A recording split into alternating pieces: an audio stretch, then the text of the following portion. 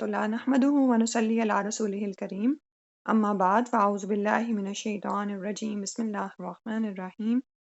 رب اشرح لي صدري ويسر لي أمري واحلل عقدة من لساني يفقهوا قولي سورہ الانعام آیت نمبر 83 سے انشاءاللہ کرنا ہے۔ اور آپ کو پتہ ہے کہ اس سے پہلے جو تھا وہ ابراہیم علیہ السلام کا واقعہ بیان ہو رہا تھا، جس کے ذریعے سے ہمیں توحید کے دلائل مل رہے تھے اور ساتھ میں شرک کا بطلان ہو رہا تھا۔ تو یہاں سے بھی وہی مضمون ہے کہ اللہ سبحانہ و تعالیٰ نے فرمایا وہ تلکا، اور یہ حجتنا ہماری حجت تھی، آتیناہا جو دی ہم نے اس کو ابراہیم، یعنی عطا کیا ہم نے اس کو ابراہیم علیہ السلام کو، یعنی وہ حجت اللہ سبحانہ و تعالیٰ نے ابراہیم علیہ السلام کو عطا کی علی قومی ہی، خلاف اس کی قوم کے۔ علی کا لفظ جو انسا نا وہ خلاف کے لیے آتا ہے، یعنی اپوزٹ، اور اپنی قوم کے، یعنی ابراہیم علیہ السلام کی قوم جو کہ شرک پر تھی، تو ان کے خلاف اللہ سبحانہ و تعالیٰ نے ابراہیم علیہ السلام کو اپنی طرف سے توحید کے دلائل عطا فرمائے، حجت عطا فرمائی۔ نرفع ہم بلند کرتے ہیں، رفع کا مطلب ہوتا ہے چڑھانا یا اونچا اٹھانا، درجات درجے، من نشاء جس کے ہم چاہتے ہیں۔ تو جس کے ہم درجات چاہتے ہیں بلند کرتے ہیں، تو یہاں پر دراصل کیونکہ اس صورت میں آیت میں ابراہیم علیہ السلام کا ذکر ہے، تو ان کے درجات اللہ سبحانہ و تعالیٰ نے کس طرح سے بڑھائے۔ ان ربک کا بے شک تیرا رب حکیم خوب حکمت والا، علیم خوب علم والا ہے۔ تو ابراہیم علیہ السلام کو اللہ سبحانہ و تعالیٰ نے جو حجت عطا کی، یعنی جو دلیل عطا کی تھی، اس کے ذریعے سے ابراہیم علیہ السلام نے اپنی مشرک قوم کا مقابلہ کیا اور علمی دلائل کے ساتھ توحید کو ثابت کیا اور شرک کا بطلان کیا۔ ٹھیک ہے، خواہ ان کی قوم نہیں مانی، یعنی ذہن میں یہ سوال پیدا ہو سکتا ہے کہ ان کی قوم تو پھر بھی نہیں مانی تھی، لیکن ایک جو چیز تھی وہ ان کے سامنے واضح ہو کے آ گئی تھی، جیسے جب ابراہیم علیہ السلام نے ان کے بتوں کو توڑا اور بڑے بت کو چھوڑ دیا اور اس کے کندھے پر وہ کلہاڑا رکھ دیا، اور انہوں نے یعنی اشارہ کیا کہ تم یہ اس سے کیوں نہیں پوچھتے ہو، یہ جو تمہارا بڑا بت باقی بچ گیا ہے۔ تو وہ تھوڑا سا یعنی وہ ہوئے کہ یعنی جیسے ان کو ایک سوچ سی آتی ہے، لیکن اس کے باوجود بھی انہوں نے اس موقع سے فائدہ نہیں اٹھایا اور اپنے اسی شرک میں پڑے رہے، بلکہ الٹا کیا کہنے لگے کہ اپنے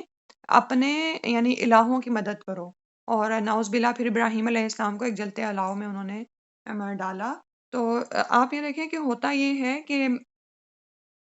جیسے اب ہم اس سارے پس منظر میں جو ہے ہم رسول اللہ صلی اللہ علیہ وسلم کے دور کو لے آتے ہیں نا، جیسے کل بھی ہم یہی دیکھ رہے تھے کہ رسول صلی اللہ علیہ وسلم ایک ایسا دین لے کر کھڑے ہوئے ہیں جو ایک نیا ہے لوگوں کے لیے، سال ہا سال تک بتوں کی عبادت کرنے کے بعد، اور پھر خاص طور پر کچھ نام جو ہیں، جو معزز ہستیاں ہوتی ہیں، ان کے نام ان بتوں کے ساتھ لگا دیے جاتے ہیں، تو وہ کیا ہے کہ وہ ایک پورا نظام کھڑا کر دیا جاتا ہے۔ تو اس کے اب ایک طرف پوری قوم ہے اور ایک طرف صرف ایک انسان ہے جو کہہ رہا ہے کہ بھی تم لوگ غلط ہو اور تم اس راستے کی طرف آ جاؤ، جو توحید کا راستہ ہے۔ تو لوگوں کے لیے اس نظام کو چھوڑنا، اپنے ایک چلتے چلائے سیٹ اپ سے باہر آنا بہت مشکل ہوتا ہے۔ ٹھیک ہے، تو حجت تو تمام ہو گئی، یعنی حق اور باطل کو ابراہیم علیہ السلام نے تو واضح کر دیا، یہ الگ بات ہے کہ ان کی قوم نہیں مانی۔ اور ان کو انعام کیا ملا؟ اللہ سبحانہ و تعالیٰ کی طرف سے جو انعام ملا اس کو دیکھیں کہ نرفع درجات من نشاء، کہ ہم درجات کو بلند کرتے ہیں جس کے ہم چاہتے ہیں۔ تو یہاں پر یہ پتہ چلتا ہے کہ اگر ہمیں بھی کبھی اللہ سبحانہ و تعالیٰ یہ موقع دیں کہ ہم اللہ تعالیٰ کی توحید کو بیان کریں، خالص توحید کا بیان دیں اور اپنے دین کو اللہ سبحانہ و تعالیٰ کے لیے خالص کر لیں اور توحید کے دلائل دیں، لوگوں کو اللہ سے جوڑیں، لوگوں کو شرک کے اندھیروں سے نکالیں اور خود بھی شرک سے بچیں، تو یہ دراصل درجات کی بلندی کا ذریعہ بنتا ہے۔ ٹھیک ہے، اور کبھی بھی اس بات سے مایوس نہ ہوا کریں کہ یہ تو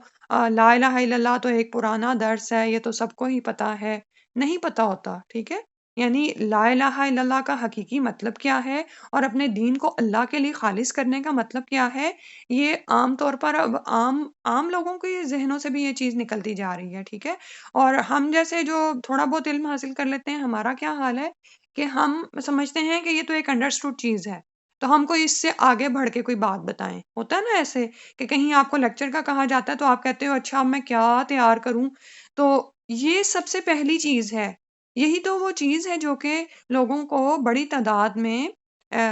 جہنم سے نجات دے گی۔ رائے برابر بھی توحید ہوگی تو اس کو جو ان سا ہے وہ یعنی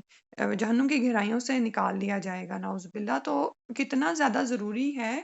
کہ ہم اس پر بات کریں، اور پھر یہ کہ اس بات پر مایوس نہ ہوں کہ لوگ سنیں گے کہ نہیں سنیں گے، مانیں گے کہ نہیں مانیں گے۔ بھئی آپ کی طرف سے حجت تو تمام ہو جائے گی کہ کوئی آپ کو یہ تو نہیں کہنے والا کہ تمہیں اس بات کا، اس حقیقت کا پتا تھا لیکن تم نے مجھے نہیں بتایا، ٹھیک ہے؟ تو لوگوں کو اللہ سے جوڑا جائے، اور یہی اصل چیز ہے۔ جب ایک دفعہ کوئی بھی شخص اللہ سے جڑ جاتا ہے، اللہ کی معرفت حاصل کر لیتا ہے، اس کی محبت اس کے اندر آ جاتی ہے، تو پھر کیا ہوتا ہے کہ وہ خود ہی راہیں تلاش کر لیتا ہے، خود ہی سیدھے راستے کی رہنمائی پا لیتا ہے، ٹھیک ہے؟ تو بجائے یہ کہ آپ لوگوں کو اپنے طریقوں سے جوڑیں، یا یہ کہ اس کو آپ رسوم و رواج میں الجھاتے ہیں، کبھی کبھی عبادت کے طریقے بتاتے ہیں اور ان کو کہتے ہیں عبادت کرو عبادت کرو۔ تو پہلا جو پوائنٹ ہے وہ کیا ہے کہ دراصل لوگوں کو اللہ سبحانہ و تعالیٰ سے جوڑا جائے، اللہ کی معرفت اور اس کی پہچان لوگوں کو دی جائے، یہی پہلی چیز ہے۔ اور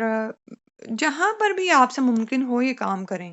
یعنی اب اس میں بعض اوقات یہ خیال پیدا ہوتا ہے کہ اچھا کب کریں، کس وقت کریں، بھی جتنا جس طرح کا جہاں پہ جس کے لیے بھی موقع مل رہا ہے یہ کام آپ نے کرنا ہے۔ اب آپ یہ دیکھیں کہ موسیٰ علیہ السلام اور ہارون علیہ السلام کو جب فرعون کے دربار میں بھیجا گیا ہے، تو وہاں پر فرعون تو نہیں مانا، لیکن وہ ایک مرد مومن جو تھا اس نے وہیں سے ہی کھڑا ہو کر کہہ دیا کہ میں اس کی تصدیق کرتا ہوں۔ اسی طرح سورہ یاسین میں وہ جو واقعہ آتا ہے کہ اس بستی کی طرف 2 پیغمبر اتارے گئے اور تیسرے پیغمبر کے ساتھ ان کی مدد کی گئی۔ بستی والے تو نہیں مانے، لیکن وہ دور سے شہر کے پرلے کنارے سے، یعنی کہہ لیں کہ بدو تھا یا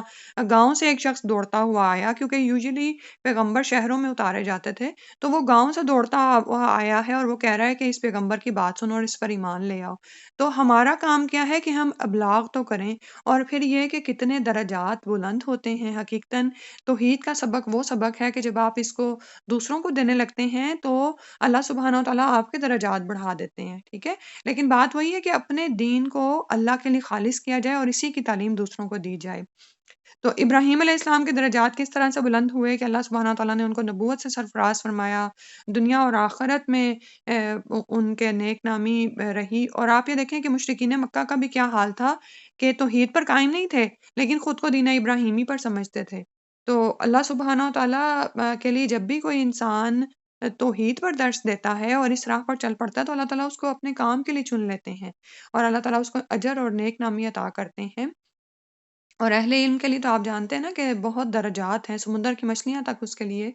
دعا کرتی ہیں۔ لیکن اب درجات کتنے بلند ہوں گے، یعنی یہ نہیں سوچا جا سکتا کہ جیسے ابراہیم علیہ السلام کے بلند ہوئے اسی پائے کے بلند ہوں گے۔ جو جہاں جتنا جس اخلاص کے ساتھ کام کرتا ہے اتنا ہی کچھ حاصل کرتا ہے اللہ سبحانہ و تعالیٰ سے، ٹھیک ہے؟ یعنی اللہ کی طرف سے تو کوئی ظلم نہیں ہے۔ اور ابراہیم علیہ السلام کو امامت عطا فرمائی گئی، انی جائلک للناس اماما، کہ بے شک میں بنانے والا ہوں تجھ کو لوگوں کے لیے امام۔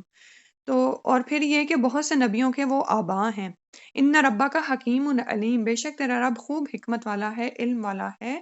تو اللہ سبحانہ و تعالیٰ ہی جانتے ہیں کہ کون کہاں پر کیا کر رہا ہے، وہی حکمت رکھتے ہیں کہ کہاں پر ہدایت اور کہاں اتاری جائے اور کس کے درجات کتنے بلند کیے جائیں، اور وہی خوب علم رکھتے ہیں جو بھی اس کی راہ میں لگا ہوا ہے۔ پھر اگلی آیت میں فرمایا وَوَهَبْنَا لَهُ إِسْحَاقَ وَيَعْقُوبَ، اور عطا کیا ہم نے اس کے لیے اسحاق اور یعقوب علیہ السلام، کلن ہدینا، سب کو ہم نے ہدایت دی تھی، ونوحن ہدینا، اور نوح علیہ السلام کو ہم نے ہدایت دی، من قبلو، اس سے پہلے، ومن ذریتی ہی، اور اس کی اولاد میں سے بھی، داود علیہ السلام کو، وسلیمان، اور سلیمان علیہ السلام، و ایوبا، ایوب علیہ السلام، و یوسف، اور یوسف علیہ السلام، و موسیٰ و ہارون، اور موسیٰ اور ہارون علیہ السلام، وکذالک نجزی المحسنین، اور اسی طرح سے ہم جزا دیتے ہیں احسان کرنے والوں کو۔ تو اللہ سبحانہ و تعالیٰ نے ان کو چنا اور ان کو انبیاء کا یعنی باپ چن لیا، ان کو اسحاق اور پھر پوتا یعقوب کی بھی خوشخبری دی گئی، اور اسماعیل علیہ السلام بھی انہی کی اولاد میں سے تھے، بڑے بیٹے تھے۔ اور آپ یہ دیکھیں کہ نبیوں کا سارا سلسلہ اسحاق علیہ السلام سے چلا، اور پھر محمد صلی اللہ علیہ وسلم اسماعیل علیہ السلام سے پیدا ہوئے۔ تو کلن ہدینا، ان سب کو ہم نے ہدایت دی تھی، سیدھے راستے کی طرف ان کی رہنمائی کی تھی۔ ونوحن ہدینا، اور اس سے قبل نوح علیہ السلام کو ہدایت دی تھی، اور نوح علیہ السلام جیسے آدم ثانی کے طور پر مشہور ہیں۔ اور ان دونوں کا ذکر اکٹھے کیوں آ گیا؟ کیونکہ ابراہیم علیہ السلام اور نوح علیہ السلام ان دونوں کی توحید کے لیے کوششیں بہت زیادہ ہیں، ٹھیک ہے؟ ابراہیم علیہ السلام کا تو قصہ جیسے ہم نے بالکل تازہ ہی پڑھا، اور نوح علیہ السلام کو بھی آپ یہ دیکھیں کہ یعنی آ کتنے سالوں تک وہ اپنی قوم کو تبلیغ کرتے رہے، 950 سال کا عرصہ انہوں نے تبلیغ میں گزارا، اور پھر اس سے پریشان نہیں ہوئے، ان کے سامنے نسلیں پر نسلیں گزر رہی ہیں اور مان نہیں رہے، لیکن وہ اپنے کام پر استقامت اختیار کیے ہوئے ہیں، ٹھیک ہے؟ اگرچہ کہ سارے پیغمبروں کی پہلی تعلیم، پہلا درس ہی توحید ہے، یعنی سارے ہی پیغمبر شرک کے خلاف آ کر تگودو کرتے رہے، یعنی جب آپ آگے انبیاء کے قصے پڑھیں گے نا تو ہم دیکھتے ہیں کہ ہر نبی نے پہلی جو دعوت تھی وہ توحید ہی کی دی، ٹھیک ہے؟ لا الہ الا اللہ ہی کی دی، اور وہ قوم جس خاص بیماری میں یا مرض میں مبتلا تھی، چاہے وہ یعنی شرک تو پہلی بیماری تھی نا، ٹھیک ہے؟ اس کے علاوہ ناپ تول میں کمی کرتے تھے یا لواطت یا جو بھی ان کا تھا، اس کی طرف بھی قوم نے رسول نے آ کر ان کی رہنمائی کی، لیکن پہلا درس توحید کا ہی تھا، ٹھیک ہے؟ تو سارے پیغمبروں نے آ کر یہ کام کیا، لیکن یہ دو پیغمبر ابراہیم علیہ السلام اور نوح علیہ السلام کو جو ہے خاص طور پر یہ مقام حاصل ہے کہ انہوں نے توحید کی تبلیغ میں اہم کام ادا کیا، کام کیا، اور ابراہیم علیہ السلام کی ذریت میں ہی نبوت رکھ دی گئی، ٹھیک ہے؟ تو اللہ سبحانہ تعالیٰ کے لیے جب آپ اپنے دین کو خالص کر لیتے ہیں تو اللہ تعالیٰ آخرت میں تو بدلہ دیں گے ہی، دنیا میں بھی اللہ سبحانہ تعالیٰ بدلہ عطا کرتے ہیں، اور پھر یہاں پر یہ بھی یاد رکھیں کہ جو من ذریتی ہی کا لفظ آ رہا ہے نا، تو اس کا یہ مطلب نہیں ہے کہ ابراہیم علیہ السلام کی ساری اولاد میں ہی وہ نبوت باقی رہی، ٹھیک ہے؟ ہم جانتے ہیں کہ ان میں سے بہت سے ظالم لنفسی بھی تھے، کیونکہ ابراہیم علیہ السلام نے جب سب کے لیے دعا کی تھی تو یعنی انہی کی امتوں میں سے، یعنی انہی کی قوم میں سے کچھ ایسے، سوری انہی کی نسل میں سے کچھ ایسے لوگ بھی ہوں گے جو اپنی ہی جانوں پر ظلم کرنے والے ہوں گے، تو ظاہر ہے جو ظلم کرنے والے ہیں پھر ان کو تو وہ مقام اور مرتبہ حاصل نہیں ہوگا، تو یہ بات یاد رکھنے کے قابل ہے کہ صرف نبوت یعنی نبی کی اولاد میں سے ہونا آپ کے لیے نجات کا ضامن نہیں ہے، اور پھر ان کی ذریت داؤد علیہ السلام اور سلیمان علیہ السلام کا ذکر کیا گیا، اور یہاں پر جو ہے زمانے کے اعتبار سے انبیاء کا ذکر نہیں آ رہا، ٹھیک ہے؟ اور نہ ہی جو ہے بلکہ ایک خاص پیٹرن کے مطابق آ رہا ہے، جیسے ابراہیم اور نوح علیہ السلام کا ذکر جو ہے وہ توحید کی تبلیغ میں آیا ہے، اور اس کے بعد داؤد اور سلیمان علیہ السلام آپ جانتے ہیں کہ دونوں ہی بادشاہ تھے، داؤد علیہ السلام کو اللہ سبحانہ تعالیٰ نے جو ہے نبوت عطا کی تھی، اور اس کے علاوہ وہ بادشاہ بنے تھے، اور آپ جانتے ہیں نا کہ بہت طاقتور تھے، اپنے بھائیوں میں سب سے چھوٹے تھے، لیکن جب جالوت سے مقابلہ ہوا ہے تو اس کو انہوں نے ہی قتل کیا تھا، ٹھیک ہے؟ اور طالوت نے طالوت جو اس وقت کا بادشاہ تھا، اس نے ان کی اپنی بیٹی کے ساتھ شادی کی، اور اس کی وفات کے بعد داؤد علیہ السلام خود بادشاہ ہوئے، خود مختار تھے، اللہ سبحانہ تعالیٰ نے ان کو زبور عطا کی، بہت خوش الحان تھے، اور پہاڑ اور پرندے ان کے ساتھ یعنی خوش ان کے ساتھ مل کر جو ہے وہ ایک فضا بن جاتی تھی، فضا پر وجد طاری ہو جاتا تھا، اور اللہ سبحانہ تعالیٰ نے ان کو اتنی طاقت عطا فرمائی تھی کہ لوہا اور تانبا ان کے ہاتھوں میں موم کی طرح نرم ہو جاتا تھا، اور اسی سے ہی یہ زرہیں تیار کرتے تھے، اس کی کڑیاں جوڑتے تھے، یہی ان کا دراصل ذریعہ معاش تھا۔ اس سے ایک بات یہ بھی پتہ چلتی ہے کہ باوجود بادشاہ ہونے کے اور نبی ہونے کے، انہوں نے اپنے لیے اپنے ہاتھ کی کمائی سے کھانا پسند کیا، اور پھر یہ کہ سوم داؤدی مشہور ہے، ٹھیک ہے؟ اور وہ کیا تھا کہ ایک دن روزہ رکھتے اور ایک دن افطار کرتے تھے، سبحان اللہ، یعنی آپ یہ دیکھیں کہ اتنے سارے کاموں کے ساتھ روزے کا کام بھی ہو رہا ہے، اور یعنی اب یہ تمام جو بھی چیزیں ہیں ہمارے سامنے کیوں پیش کی جاتی ہیں کہ ہم انبیاء کے واقعات سے سبق سیکھیں، اور جتنا بھی ہم ان کی سنتوں کو اپنا سکتے ہیں اپنائیں، ٹھیک ہے؟ یعنی ہمیں کیا فرمایا گیا کہ پیر اور جمعرات کا روزہ رکھا جائے یا ایام 20 کے روزے رکھے جائیں، تو ہم اگر زیادہ نہیں کر سکتے تو ان پر ہی ہم دوام اختیار کر لیں، اور اگر کوئی اتنا بھی نہیں کر سکتا تو کم از کم یعنی آ، پہلی پیر اور پہلی 2 جمعراتوں کا روزہ رکھے ہر مہینے کی، ٹھیک ہے؟ یا فرض روزے تو ظاہر ہے رکھنے ہی ہیں، لیکن اس کے علاوہ نفل روزوں کی بات ہو رہی ہے، تو جتنا زیادہ انسان اللہ کے دین کی راہ پر چلتا ہے اتنا ہی اللہ سبحانہ و تعالیٰ کی طرف سے درجات کی بلندی ملتی ہے۔ پھر اس کے بعد ایوب، یوسف، موسیٰ اور ہارون علیہ السلام کا ذکر کیا گیا۔ ایوب علیہ السلام کے بارے میں آپ جانتے ہیں کہ ان کا صبر مشہور ہے،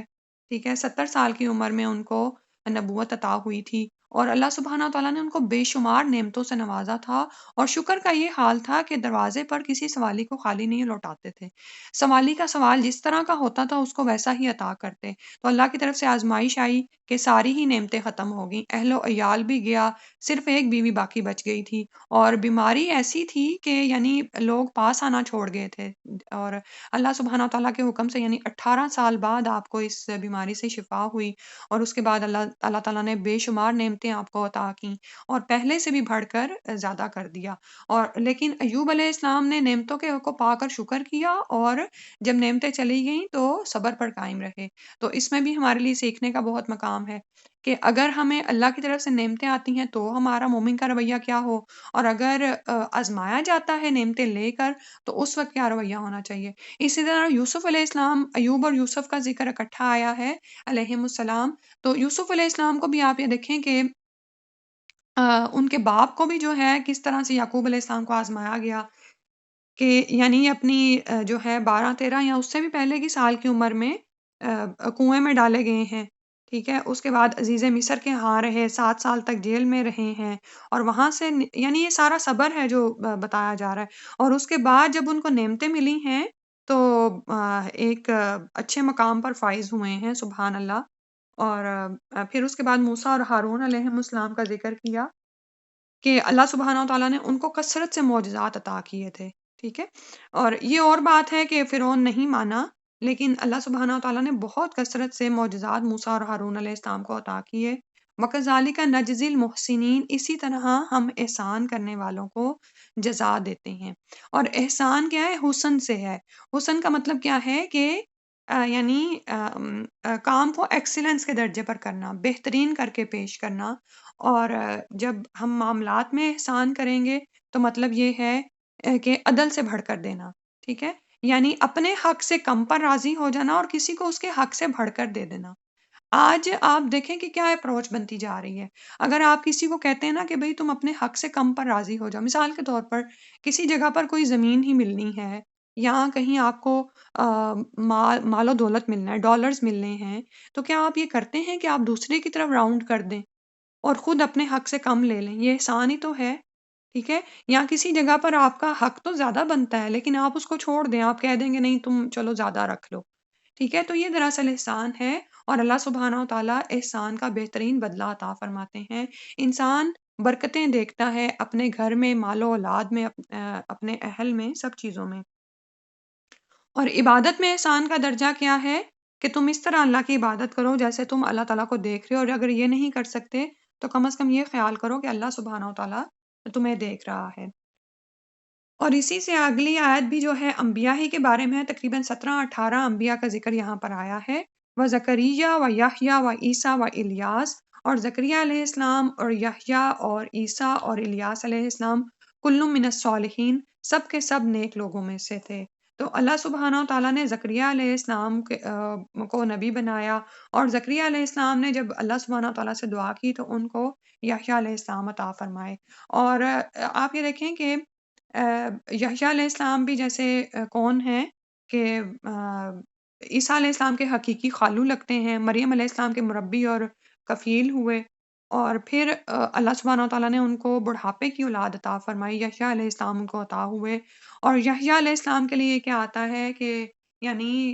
بچپن سے ہی بہت سنجیدہ تھے، اور بچے ان کو کھیلنے کو کہتے تھے کہ ہم کھیلنے کے لیے پیدا نہیں کیے گئے۔ اور یحییٰ علیہ السلام دراصل اس بات کی طرف اشارہ تھے کہ اب جو بنی اسرائیل کا حال ہو گیا، اور جس حد تک یہ لوگ ڈھیٹ ہو چکے ہیں، تو اس کے بعد یحییٰ علیہ السلام دراصل ان کے ایک آخری پیغمبر جو ان کی طرف بھیجا جائے گا، اس کی تصدیق کرنے والے ہیں، یعنی عیسیٰ علیہ السلام کی تصدیق کرنے والے تھے۔ کلمہ کن سے عیسیٰ علیہ السلام پیدا ہوئے، اور یحییٰ علیہ السلام نے ان کی تصدیق کی، اور یحییٰ علیہ السلام کو بھی قتل کر ڈالا، یعنی زکریا علیہ السلام کو بھی قتل کیا بنی اسرائیل نے، اس کے بعد یحییٰ علیہ السلام نے بھی۔ تو یہ دراصل ایک یعنی ان پر حجت تمام ہو رہی تھی کہ اس کے بعد جو تم نے اب تک کیا ہے کام، اس کے بعد تم سے یہ نبوت کا سلسلہ تم پر ختم کر دیا جائے گا اور یہ نعمت کسی اور کی طرف منتقل ہو جائے گی، ٹھیک ہے؟ تو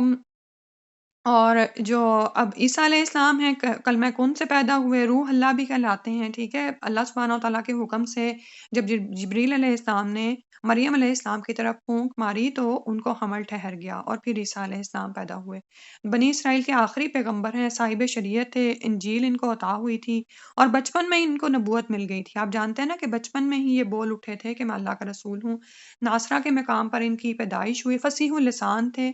ان کو عقل حیران کر دینے والے معجزات ملے تھے۔ تو جوں جوں آپ علیہ السلام کی شریعت بڑھتی چلی گئی تو یہودیوں میں بہت حسد پیدا ہوا اور انہوں نے صاحب وقت بادشاہ کو آپ کی گرفتاری پر راضی کر لیا اور پھر اس کے بعد گرفتار کر کے وہ تو یہی کہتے ہیں کہ ہم نے ان کو سولی چڑھا دیا، لیکن ہم جانتے ہیں کہ قرآن ہمیں بتاتا ہے کہ عین اس وقت وہ آسمانوں کی طرف اٹھا لیے گئے اور وہ اس وقت 37 سال کے تھے۔ دوبارہ دنیا میں ان کا نزول ہوگا اور وہ شادی بھی کریں گے اور پھر وہ طبعی موت مریں گے،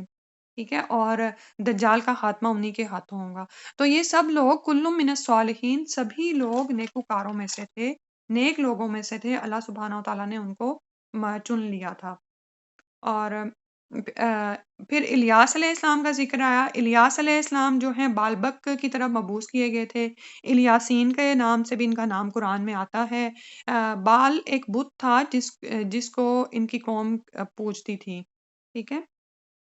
اور اس کے بعد آگے یسع علیہ السلام کا ذکر آ رہا ہے۔ یسع علیہ السلام جو ہیں وہ ایکچولی الیاس علیہ السلام کے بعد ہی خلیفہ ہوئے تھے اور ان کا جو علاقہ نبوت تھا وہ شام کا علاقہ تھا۔ پھر آگے بھی رسولوں کا ہی ذکر ہے اگلی آیت میں، اسماعیل اور اسماعیل علیہ السلام والیسع و یونسا و لوطا، اور اسماعیل، یسع اور یونس اور لوط علیہ السلام۔ اور اسماعیل علیہ السلام کے بارے میں جیسے ابھی بتایا کہ ابراہیم علیہ السلام کے بڑے بیٹے تھے یسع، یونس اور لوطا، اور یہ ان سب کا یہاں پر جو ہے اکٹھے اس لیے ذکر آیا کہ ان کی طرف کوئی باقاعدہ شریعت نہیں اتاری گئی تھی، ٹھیک ہے؟ تو اور یہاں پر یونس علیہ السلام کے بارے میں ہم جانتے ہیں کہ یہ وہ واحد قوم تھی، یعنی ان یونس علیہ السلام کی ہی قوم وہ واحد قوم تھی جن پر سے عذاب کو ٹال دیا گیا تھا۔ ان کو نینوا بستی کی طرف مبعوث کیا گیا تھا۔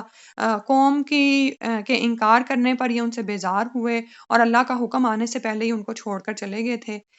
تو جب یہ کشتی میں سوار ہوئے تو کشتی ڈولنا شروع ہو گئی، پھر جب بھی قرآن نکلتا تو یونس علیہ السلام کے لیے نکلتا تھا، تو آخر کار یونس علیہ السلام کو ہی سمندر میں ڈالا گیا۔ جو ہی سمندر میں گرے ہیں مچھلی نے ان کو اپنی خوراک بنا لیا، اور یہ دراصل اللہ سبحانہ و تعالیٰ کی طرف سے ایک یعنی پکڑ تھی کہ جو وہ بغیر اللہ کے اذن کے اس بستی کو چھوڑ آئے تھے، ٹھیک ہے؟ تو لیکن یہ ہے کہ پیچھے سے بستی کا کیا حال ہوا؟ بستی نے توبہ کی، جب عذاب کے آثار ان کے سروں پر آئے تو انہوں نے توبہ کی اور اللہ سبحانہ و تعالیٰ نے ان کی توبہ قبول کر لی۔ ادروائز تو ہم دیکھتے ہیں نا کہ ہر قوم کے ساتھ سنت جاریہ کیا رہی ہے کہ جو ہی عذاب آتا ہے تو توبہ کی قبولیت کا وقت ختم ہو جاتا ہے، لیکن الا قوم یونس، لیکن یونس علیہ السلام کی قوم پر سے عذاب کو ٹال دیا گیا، کیونکہ وہ ویسے، اور ان کے پیغمبر کہاں تھے؟ ان کے پیغمبر مچھلی کے پیٹ میں تھے، وہاں پر انہوں نے آیت کریمہ کی تلاوت کی ہے، تو سبحان اللہ، اللہ تعالیٰ نے ان کو اس سے نجات دی اور ان کو پانی سے باہر جب پھینکا ہے، مچھلی نے لا کے کنارے پر ڈالا تو وہاں پر کدو کی بیل اگائی اللہ تعالیٰ نے ان کے لیے، تو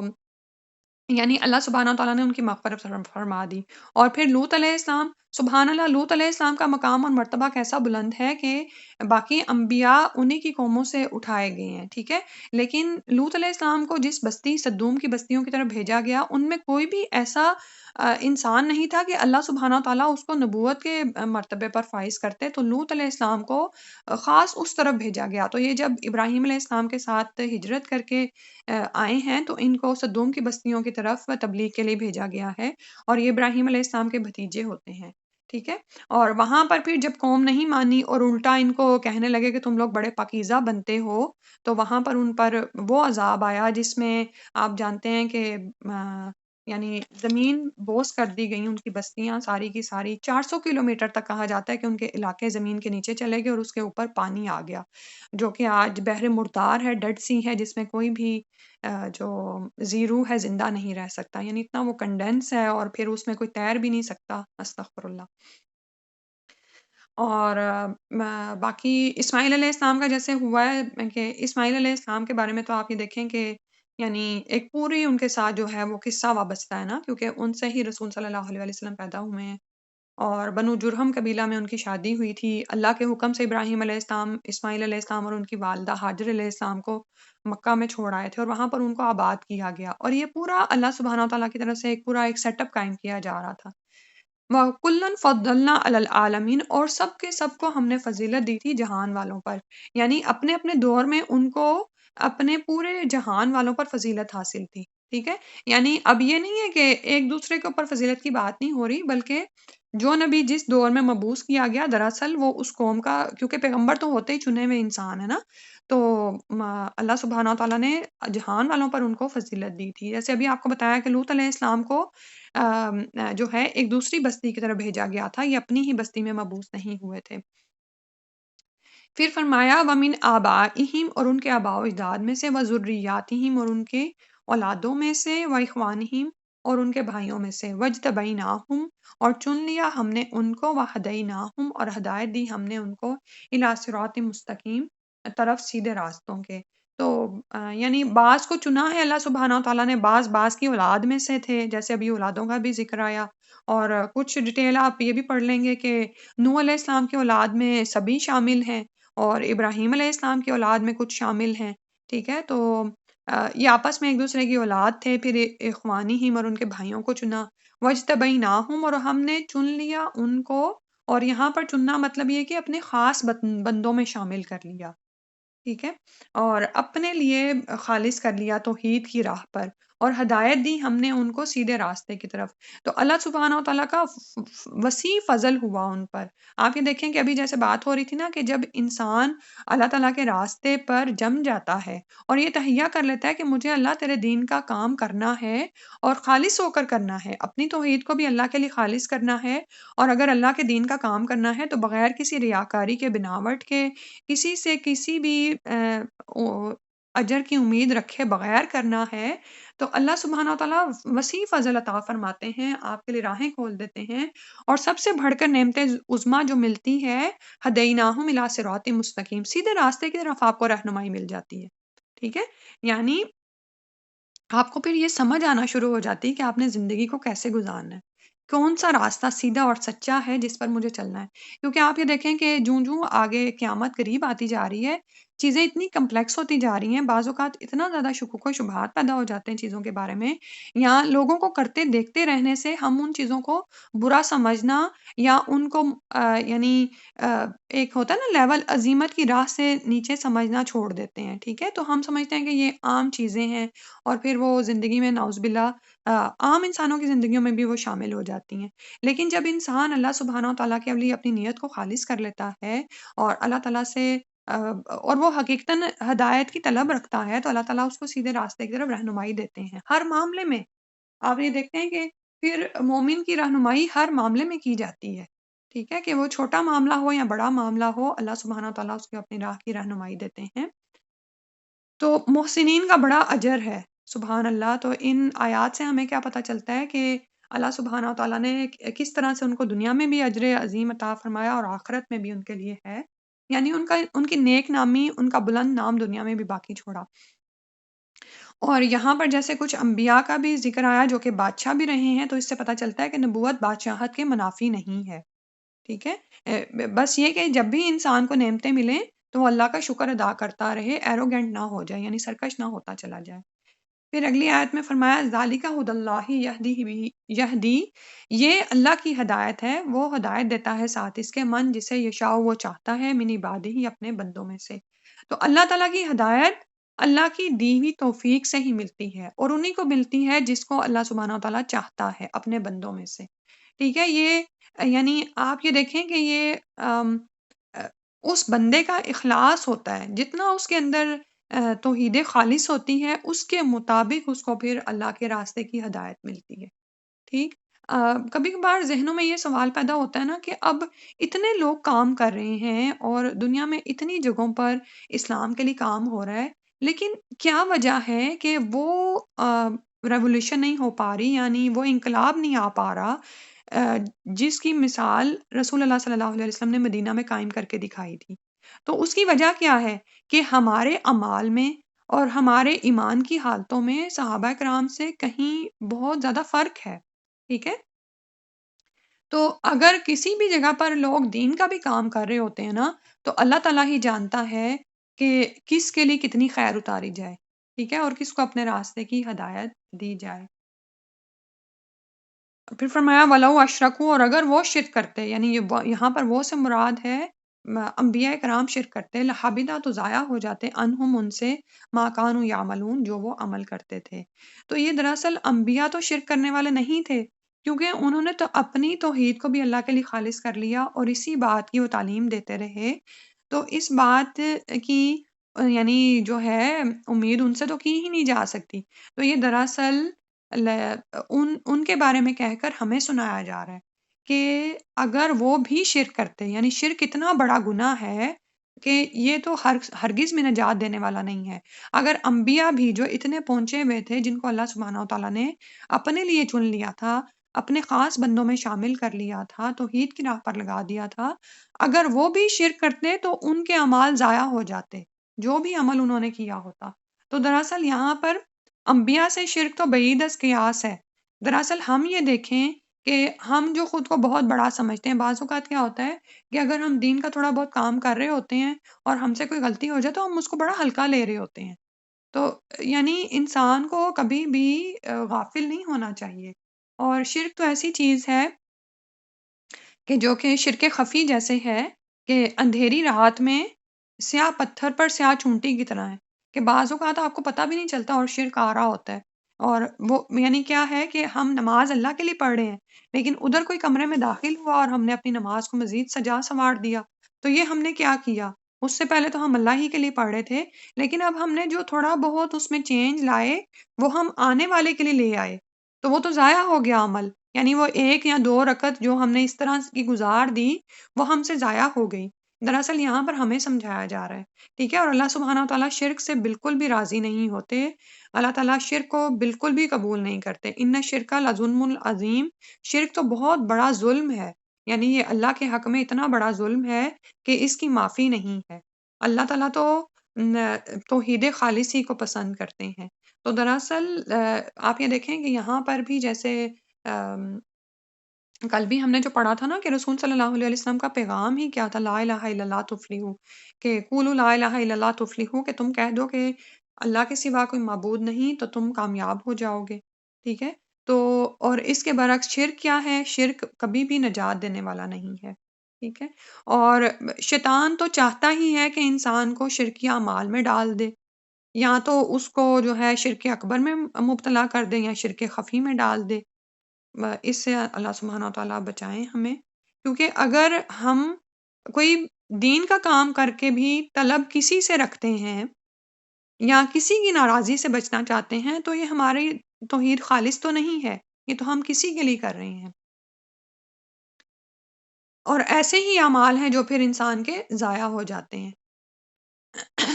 اولئک الذین آتیناہم الکتاب، یہ وہ لوگ ہیں جن کو دی ہم نے کتاب، والحکمہ، اور حکم، والنبوہ، اور نبوت، فَإِن یکفر، پھر اگر وہ کفر کریں، بہا، اس کا، ہؤلاء، یہ لوگ، فقد، تو تحقیق، وکلنا، مقرر کیا ہے ہم نے، بہا، ساتھ اس کے، قومن، ایک ایسی قوم کو، لیسو، جو نہیں ہے، بہا، اس کا، بکافرین، انکار کرنے والے۔